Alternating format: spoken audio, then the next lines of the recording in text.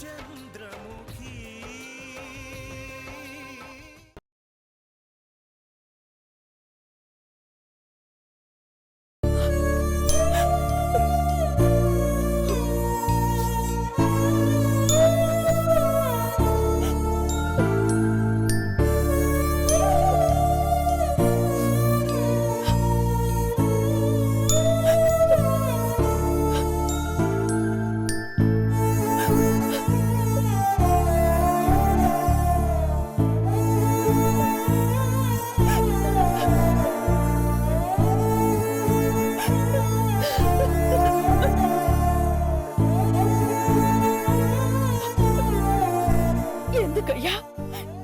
ఎందుకు నా కొడుకుని ఇలా వేధిస్తున్నావు? నలుగురు మంచి కోరుకోవడమే వాడు చేసిన తప్ప. వద్దు అని ఒక్క మాట గట్టిగా చెప్పుంటే నా కొడుకు నా ఇంటి గడప దాటేవాడే కాదు. చేసేది మంచి పనే కదా అని మనస్ఫూర్తిగా పంపించినందుకు ఇదా ప్రతిఫలం? మంచికి దేవుడి సహాయం ఉంటుంది అంటారే, నువ్వు చేసే సహాయం ఇదా? ఎవరి ప్రాణాల్లో పోతాయని వెళ్ళి నా కొడుకు ప్రాణాల మీదకి తెచ్చుకునేలా చేసావు కదయ్యా.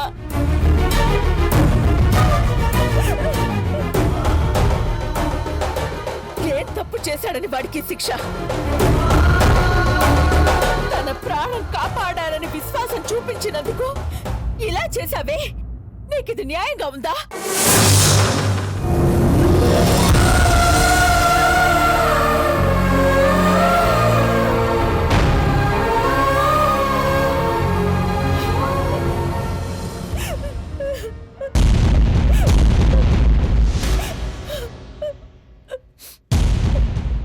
ఊరుకొండతయ్యా.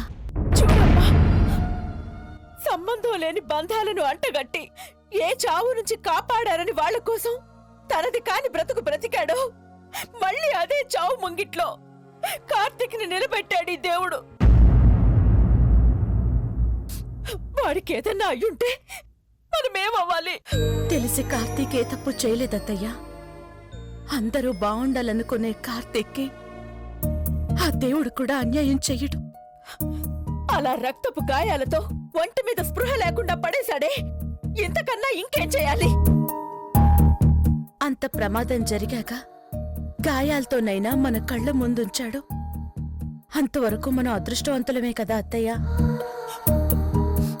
కార్తీక్ ఏమీ కాదు, తన మంచితనమే తనని కాపాడుతుంది.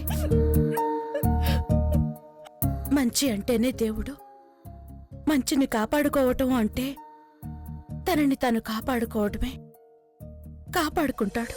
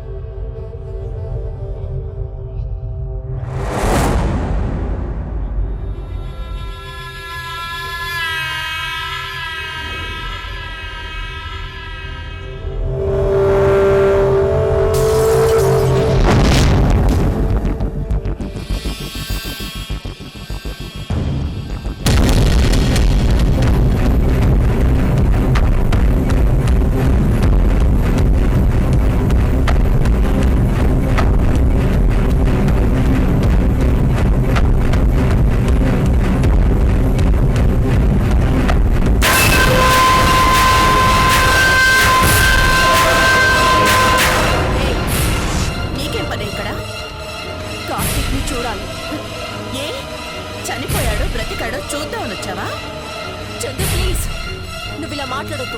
అసలు నీతో మాట్లాడటమే తప్పు. ముందు పోయి ఇక్కడి నుంచి. నా కార్తీక్ ని చూడొద్దనడానికి నువ్వెవరు? నీ కార్తీక్ అంటే మోసం చేసి పెళ్లి చేసుకోగానే నీవాడైపోతాడా? ఎలా అయితేనే పెళ్లి జరిగిపోయిందిగా, మర్యాదగా అడ్డు తప్పుకో. హాస్పిటల్లో మాట్లాడితే బాగుండదని ఊరుకున్నాను. మర్యాదగా వెళ్తావా లేదా? కార్తీక్ ని చూడకుండా నేను వెళ్ళను. ఏంటి నువ్వు నువ్వు చూసేది పదవే బయటికి. చందు ప్లీజ్ చందు, ఒకసారి చూసేసి వెళ్ళిపోతాను. ఏం చూస్తావు? చావు బతుకుల మధ్య కార్తీక్ ఎలా కొట్టుకుంటున్నాడో చూస్తావా? చందు ప్లీజ్ చందు, కార్తీక్ అంటే నాకు ఎంత ఇష్టమో నీకు తెలుసు. తను బాధపడితే చూడాలని వస్తానా? నువ్వెందుకు వచ్చినా మీ అడుగు పడే చోటు జరిగేది అదేగా.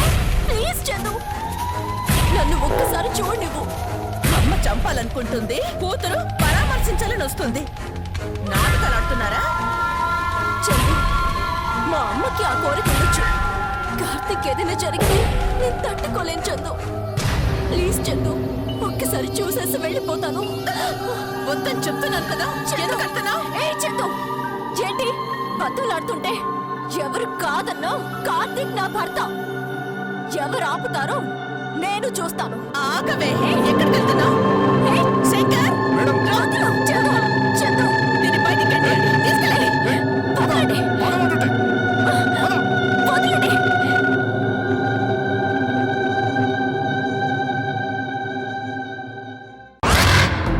ఎక్స్క్యూజ్ మీ, ఎస్, ఐసీయూలో ఎవరన్నా పోయిన దాఖలాలు ఉన్నాయా?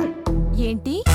అదేనమ్మా, ఐసీయూలో 25 నుంచి 30 సంవత్సరాల వయసున్న యువకుడు ఎవరైనా బాల్చి తన్నేశాడా అని. ఎవరయ్యా నువ్వు? శవాల వ్యాపారం చేసేవాడిలా ఉన్నావే. ఎవరైనా హాస్పిటల్కి వచ్చి మా వాళ్ళకి తగ్గిందా అంటారు, మీరేమో పోయారా అని అడుగుతున్నారే.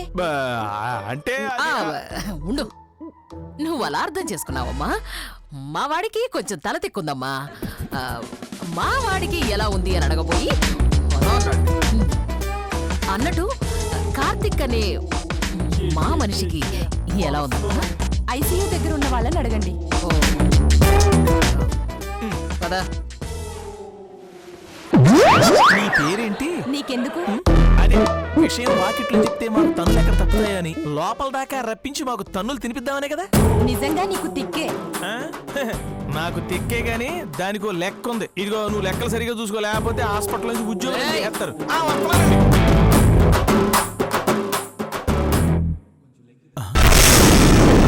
ఏమండి, ఓసారి చూడండి.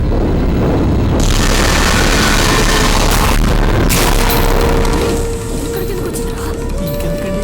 అందుకే రావద్దని మనం చెప్పాం కదా. ఏ మీరు రాలా? అయ్యో, మీది పగ అయితే ఆవిడది ప్రేమ. పగకే ఇంత పవర్ ఉంటే ప్రేమకి ఇంకెంత పవర్ ఉండాలి చెప్పండి. మరి ఇప్పుడు ఏం చేద్దాం? కళ్ళ ముందు ప్లాస్మా టీవీలో కనిపిస్తున్నట్టు ఫీచర్ కనిపిస్తుంటే ఇంకేం చేద్దామంటారేంటండి? పీచే ముట్ అంతే.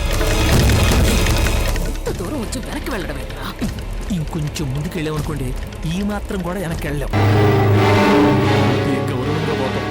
వాళ్ళ కంటికి కనిపించి గానీ పోకూడదు అనుకుంటే తిరణాల్లో డప్పులు వాయించినట్టు వాయించి పంపిస్తారండి. ఇటు జలజం అదృష్టం బాగుందని ఆవిడ అలా ఈడ్చుకెళ్ళిపోతున్నారు. మనల్ని మాత్రం ఇంత చిన్న మర్యాదలతో పంపించరండి. ఒరేయ్, నారిగా. మీకు మంచి చెప్పిన కోపం వస్తుంది ఏంటండి? ముందు ఇక్కడి నుంచి పదం చెప్తాను. ఆ చందు కంట్లో పడ్డామంటే శంఖం గంటే. పదండి.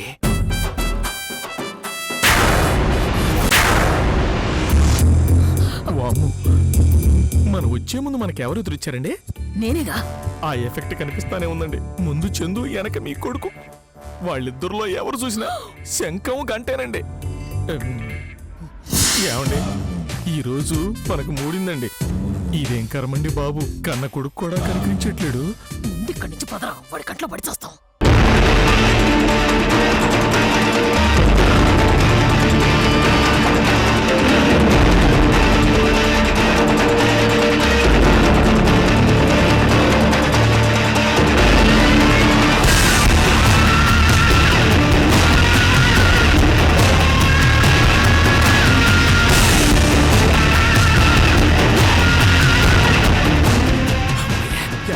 ఎలాగోలాగా బతికి బయటపడి పట్టగట్టాం. ఇంకా మీరు సాహసం చేద్దాం అనుకున్నారా? కోచుకోడు కూడా దిగదు. వెళ్ళిపోదామండి.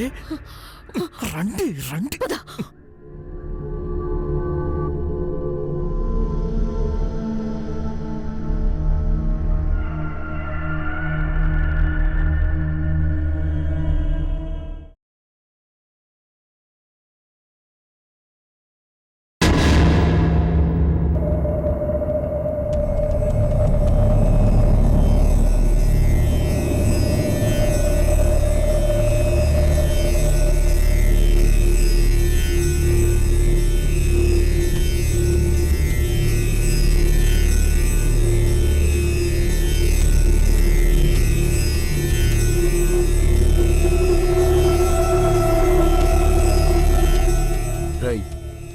ఆలోచిస్తున్నావురా?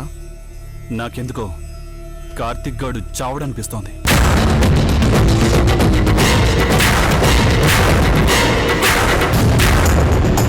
డాక్టర్లే సత్తాడో బతుకుతాడో అని చెప్పలేమంటుంటే నువ్వేందబ్బాయ్ చావడం అని డిసైడ్ చేస్తాండావు? చావు ఎప్పుడు పలకరించిపోకూడదు. వచ్చిందో తీసుకుపోవాలి. కార్తిక్ గాడి విషయంలో అలా జరగలేదు అంటే ఖచ్చితంగా వాడు చావడు. ఆ డాక్టర్ల దగ్గర నుంచి అందరికీ అనుమానమే. నిజంగా నువ్వన్నట్టు బతికేస్తాడేంట్రా? బ్రతకూడదు. ఆ రేంజ్లో ట్రై చేస్తేనే బతికేశాడంటే వాణ్ణి చంపాలంటే ఇంకే రేంజ్లో ట్రై చేయాలరా? నేనే నా చేతులతో చంపేస్తాను. ఏంటి నువ్వు చంపేది? అక్కడ చందు ఉంది.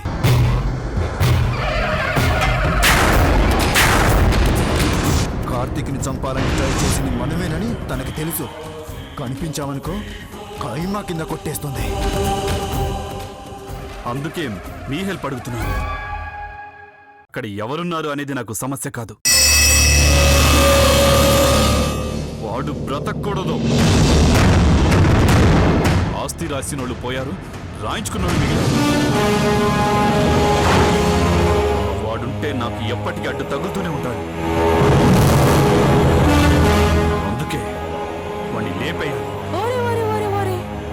పొయ్యి మీద చెయ్యి పెట్టు, ఎచ్చగా ఉంటాది. పొయ్యిలో పెట్టినావనుకో కాలిపోతాది. ఇప్పుడు ఆ చందు గంటలో పడినావంటే కోరి చావుకు ఎదురు నడవడమే. అర్థమైనదా? తనని అక్కడి నుంచి ఏదో విధంగా కొంచెంసేపు బయటికి పంపించండి చాలు. కార్తిక్ గాడి సంగతి నేను చూసుకుంటాను.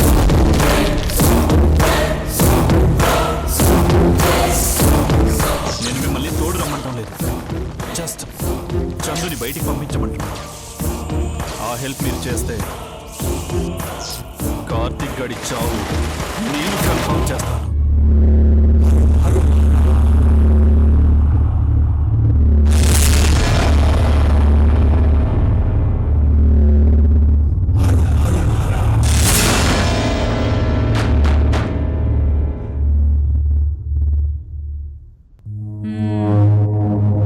అట్నే గాని ఆ చందుని బయటికి ఎట్ట పంపాలో నేను చెప్తాను.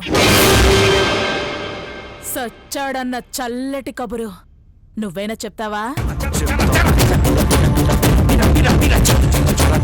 అయితే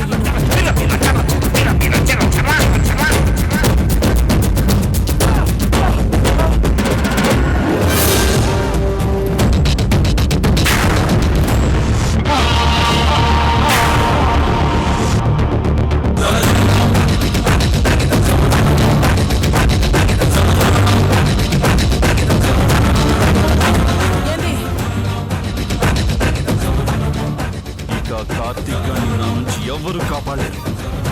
నువ్వు ఆ పని చూడపి.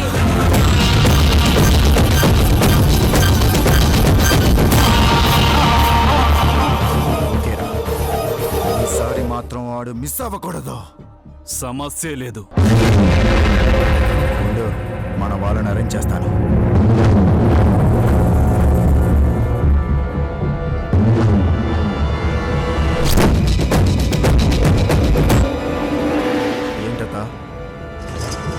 ఐడియా ఇచ్చినాం, అంతవరకే ఉండు. ఆడెనకాల పడి ఇంకా ఆడికే సాయం చేస్తా కూర్చుంటే మనకే మంచిది కాదు. అదేం తాత? ఒక్క ప్లాన్ తప్పినదిరా. ఈసారి ఏదైనా తేడా వచ్చినదంటే ఎవ్వరం మిగలం. అందుకే ఆడిని ముందుంచి మన వెనకుండాలా. గురి తగిలిందా మనం ముందుంటాం. తప్పినాదా ఆడుండడు. వెనకాల మనం ఉన్నామని ఎవ్వరికీ తెలియదు. అర్థమైనాదా?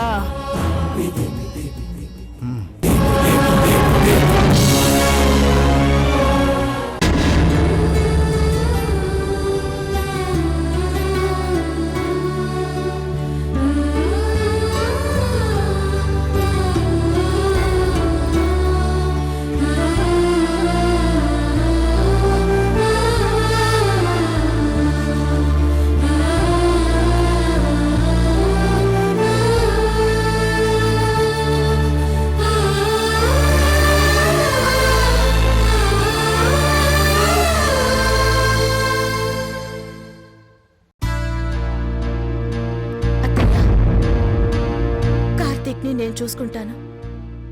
మీరింటికెళ్ళండి. వాడిని అలా వదిలేసి నేను వెళ్ళలేనమ్మా. కార్తీక్ కళ్ళు తెరిచి చూశాకే నేను ఇంటికి వెళతాను. మీరు నిద్రపోకుండా రాత్రులలా మేలుకునుంటే మీ ఆరోగ్యం పాడవుతుందత్తయ్య. మీరింటికెళ్ళి రెస్ట్ తీసుకోండి. కన్న కొడుకు అలా నిస్సహాయంగా హాస్పిటల్ బెడ్ మీద పడుంటే వదిలేసి వెళ్ళమంటావా?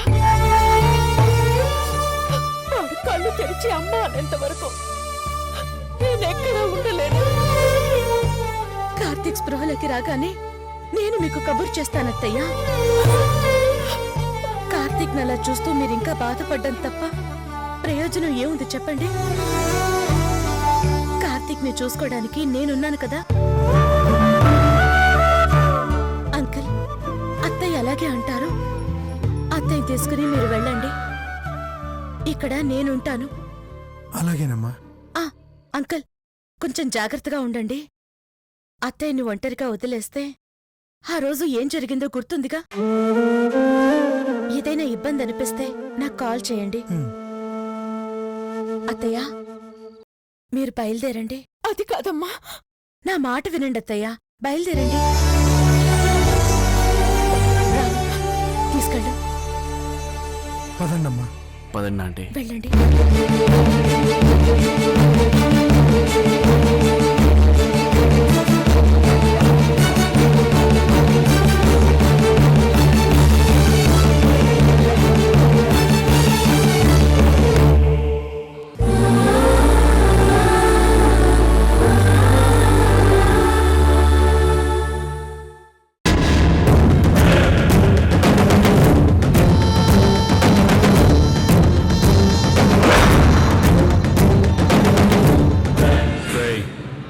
మూర్ఖంగా మనం లోపలికి వెళ్ళడం మంచిది కాదు.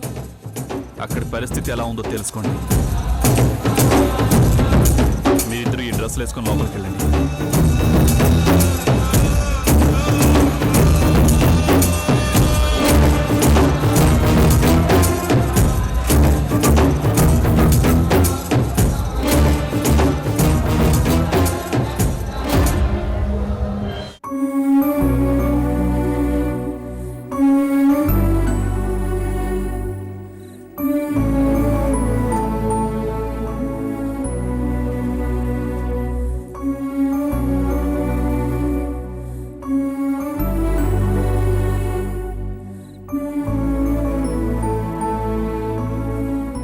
ఏం చేయించందు, సంబంధం లేని బంధాల్ని కలుపుకున్నాను. వదిలేసి రావాలని నాకే ఎన్నోసార్లు అనిపించినా రాలేని పరిస్థితి.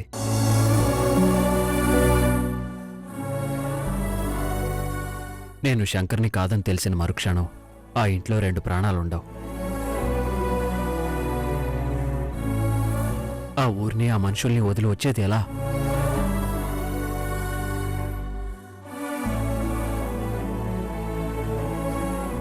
ఒక మనిషికి నేను తెలియకపోయినా ఆ రూపంలో ఉన్న అదృష్టానికి నా ప్రాణం కాపాడారు.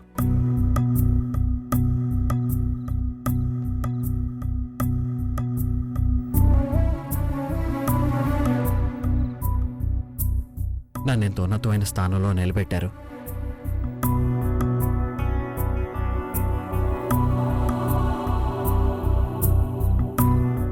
అతన్ని కాదని తెలుసుంటే ఆ రోజే ఈ కార్తీక్ ఉండేవాడు కాదు.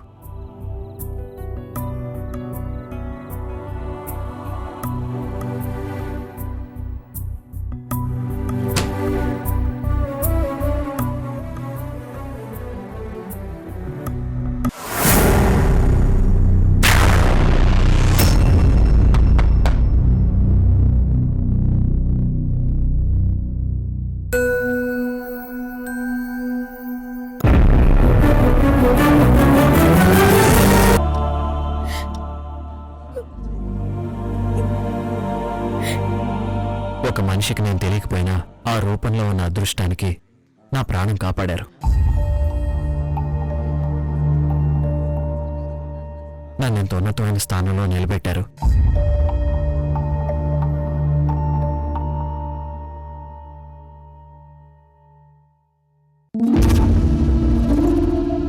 అతన్ని కాదని తెలుసుంటే ఆ రోజే ఈ కార్తీక్ ఉండేవాడు కాదు.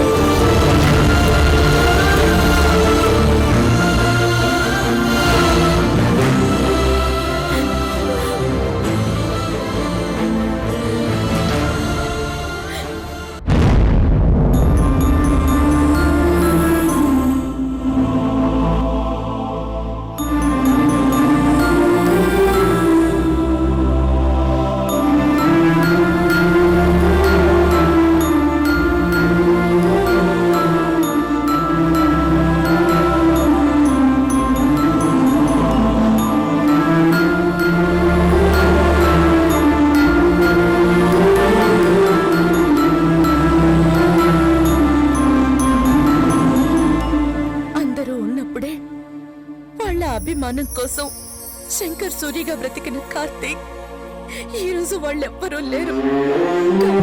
కార్తీక్ లా బ్రతకొచ్చు అనుకుంటే అది జరుగుతుందా? కార్తీక్ బ్రతకల్లా? శంకర్ సూర్య లేడు అని తెలిస్తే వాళ్ళెవ్వరూ బ్రతకరని, వాళ్ళున్నంత వరకు శంకర్ సూర్యలా మిగిలిపోయిన కార్తీక్ వసుధకి ఇప్పుడైనా నిజం చెప్పగలడా?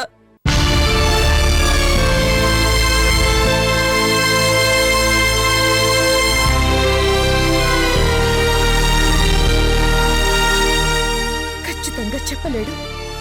అందరూ ఉన్నప్పుడే ఆ బంధాన్ని వదిలించుకోలేకపోయిన కార్తీక్ అనాథగా మిగిలిన వసుధకి తోడుగా నిలబడక తప్పదు. ఈ టైంలో కార్తీకే శంకర్ సూర్యలా నటించాడు అని తెలిస్తే వసుధ ఖచ్చితంగా బ్రతకదు.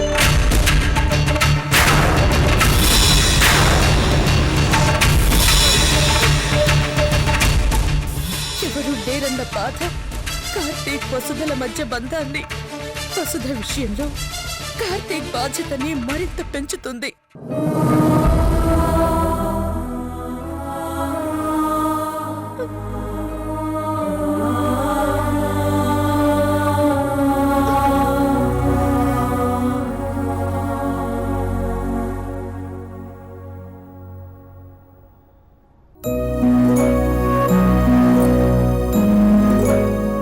దేవుడా,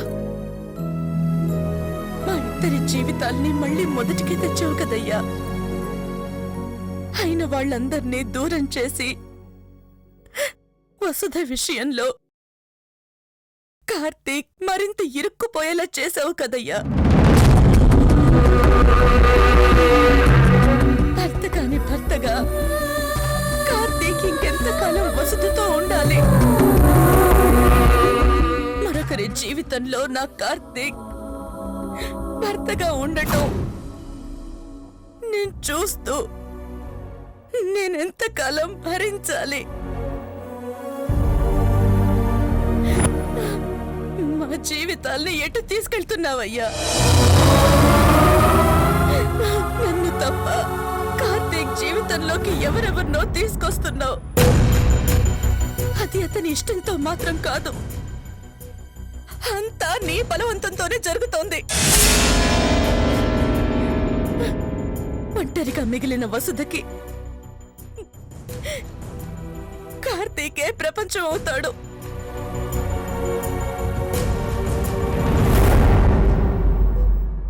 వాళ్ళిద్దరి మధ్య నేనేంటి? నా చోటేంటి?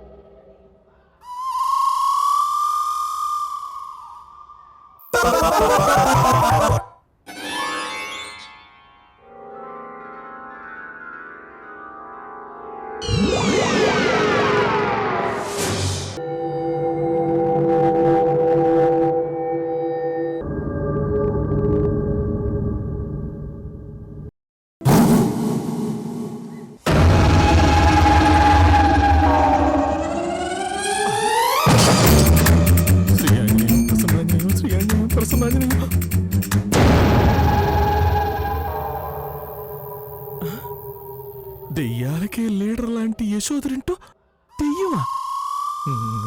ఇదేదో మామూలు దెయ్యమై ఉండదు.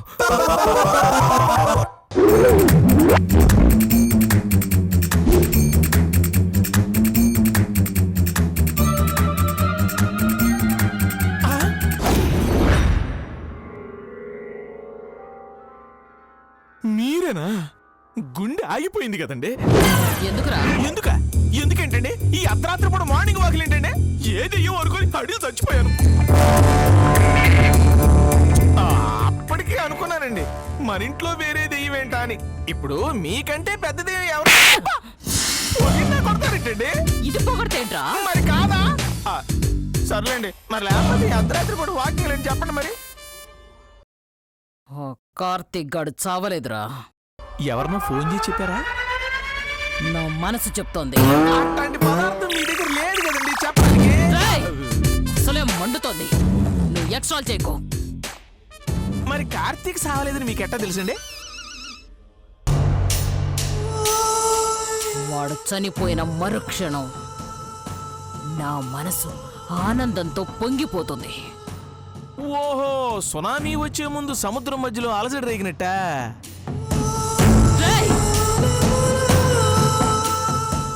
ఏం జరిగిందో అర్థం కాకపోయినా ఏదో జరిగిందని నా గుండె వేగంగా కొట్టుకుంటోందిరా. ఏమండే, కొంపదీసి మీరు పూర్వజన్మలో కాలజ్ఞానంగానే చదువుకోలేదు కదా? నాకు నచ్చని వాళ్ళు పోయారు అంటే నా మనసు నాకెప్పుడూ ముందే చెప్పు. ఈసారి అలాంటి అలజడి లేదు అంటే కార్తీక్ గాడు ఇంకా క్షేమంగానే ఉన్నాడు. వామ్మో వామ్మో వామ్మో, మీలో నాకు తెలియని ఇన్ని టాలెంట్లు ఉన్నాయా? అదేదో ముందు తెలిస్తే క్యాష్ చేసుకునేవాడి కదండి. అదేనండి, షేర్ మార్కెట్ లో 4 షేర్లు కొనుక్కునేవాడిని, లాటరీ టికెట్ కొనుక్కునేవాడిని. ఇంకా అక్కడేం జరుగుతుందో తెలియడం లేదు, కానీ తెలుసుకోవాలి. నువ్వు ఒక్కదానివే తెలుసుకోమ్మా. నాకైతే బాగా నిద్రొస్తుంది.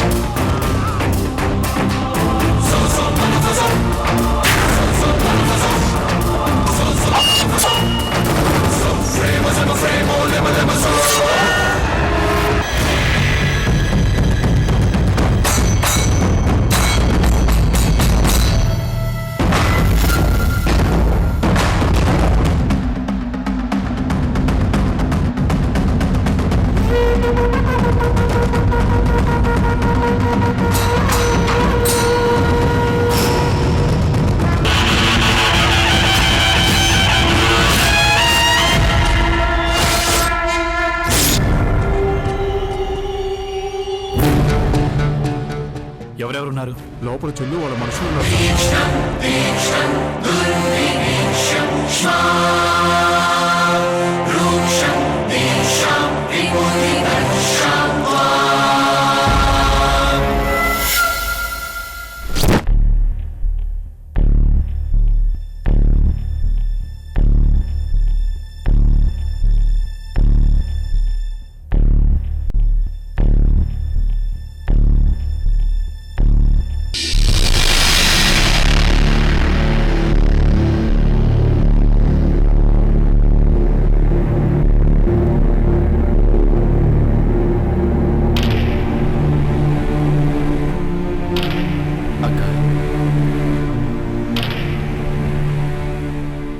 కార్తీక్ గురించి బాధపడుతూ మన పాటికి మనం ఉంటే ప్రమాదం మరో రూపంలో రావచ్చు.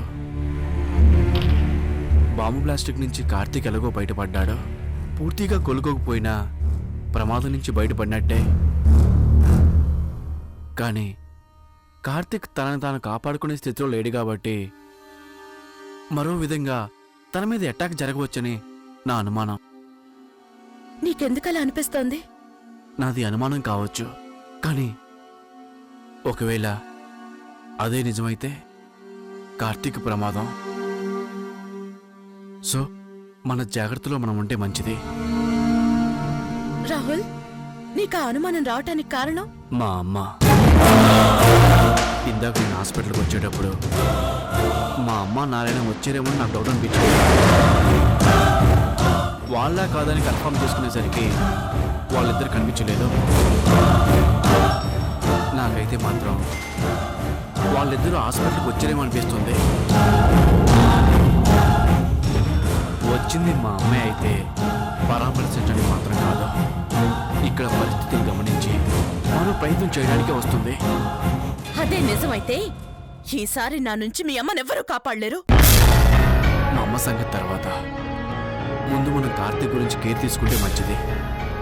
ప్రమాదం వచ్చాక దానికి కారణమైన వాళ్ళ గురించి ఆలోచించే కంటే ప్రమాదమే రాకుండా ముందు జాగ్రత్త పడితే మంచిదే కదా.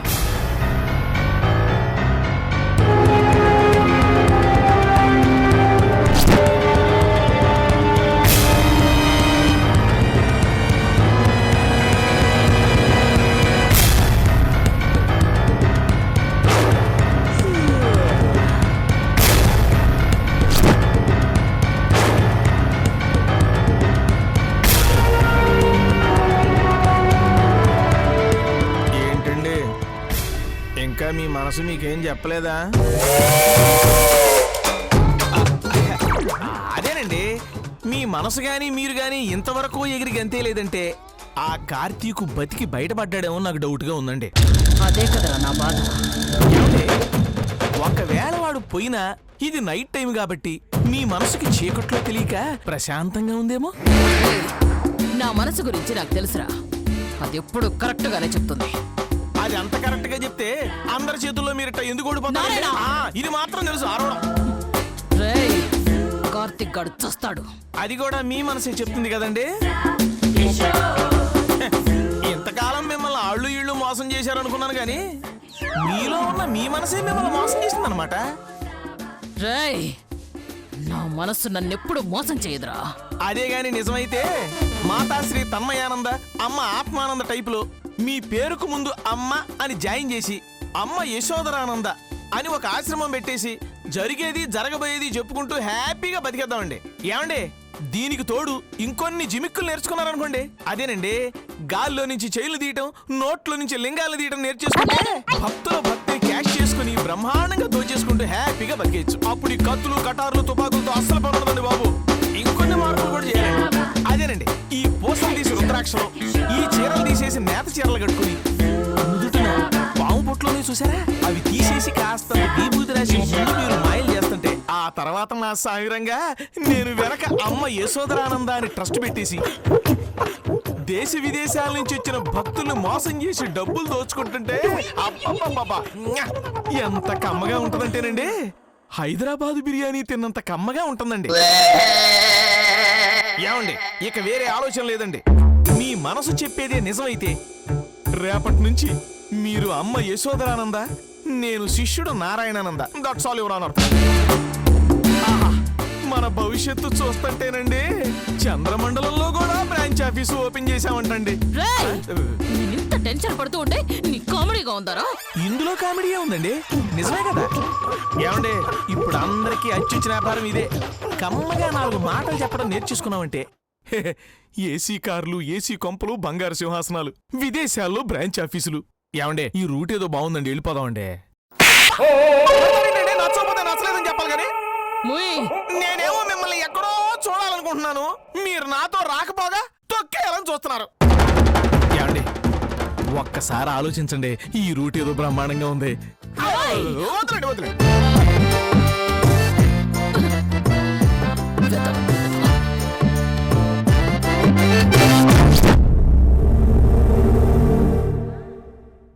నర్సమ్మా, ఏంటి? మన హాస్పిటల్ నుంచి ఇంత ముందు వెళ్ళారే ఒక పెద్ద ఆమె వాళ్ళ అమ్మాయి, వాళ్ళకి యాక్సిడెంట్ జరిగింది. మన హాస్పిటల్ నుంచా? ఎవరు? ఇంతమందిలో ఎవరని అడిగితే ఎలా తెలుస్తుందమ్మా? కాకపోతే అన్ని గాయాలైనా కూడా ఆమె చందు చందు అని కలవరిస్తుంది. దెబ్బలేమైనా తగిలాయా? పెద్దావిడికైతే ముక్కుల్లోంచి చెవుల్లోంచి రక్తం వస్తోంది. అయితే ప్రాణానికి గ్యారెంటీ లేదు. యాక్సిడెంట్ ఎక్కడ జరిగింది? మా వాళ్ళకు మందులు ఇక్కడ దొరకపోతే మెయిన్ రోడ్ వరకు వెళ్ళాను. నా కళ్ళ ముందే సిగ్నల్ దగ్గర టర్నింగ్ అవుతూ లారీ గుద్దేసింది.